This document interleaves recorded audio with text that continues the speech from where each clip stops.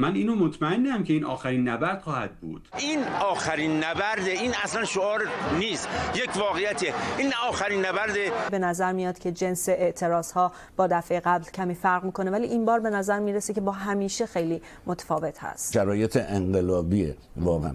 ما در آخرین فصل نبرد هستیم. این توبه ملی از اون توبه ملی نیست. این قیامی است که بدون تردید ما رو به پیروزی خواهد رساند. جمهوری اسلامی نمیتونه جان سالم به در ببره در این دوره خاص و ویژه. برای همینم شما یک شجاعتی در این نسل می‌بینین که یک شجاعت بدون توهمه، یک شجاعتی که کاملا ایستادن.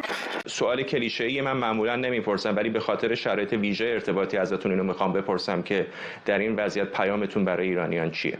خیابون‌ها رو تسخیر کنید، فراخوان رو انجام بدید. از همه شما میخواهم به خیابان‌ها بیایید و فضاهای عمومی را از آن خود کنید. هدف آمادگی برای تسخیر مراکز شهرها و حفظ آنهاست. به اعتراضات و تسخیر خیابان ادامه بدید. خشم یک سوخت یا بنزینی بوده که برای این اتفاقات ضروری بوده. یعنی آنچه که حداقل به ذهن من میرسه، هزینه خشونت رو برای خشونتگر باید بالا بود. هزینه سرکوب رو باید بالا بود.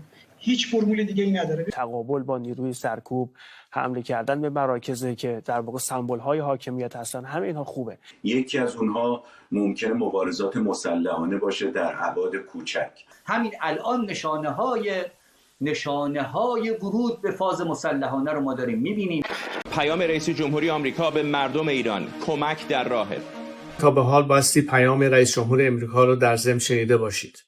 کمک در راه هست. دونالد ترامپ امروز اعلام کرد که کمک در راهه و ترامپ هر کسی نیست که حرفی بزنه و عمل نکنه. رئیس جمهور آمریکا بعد از 48 ساعت اومد گفتش که کمک مردم میاد. به قول بچهای تهران قدیم، این دفعه سابیدی به علک.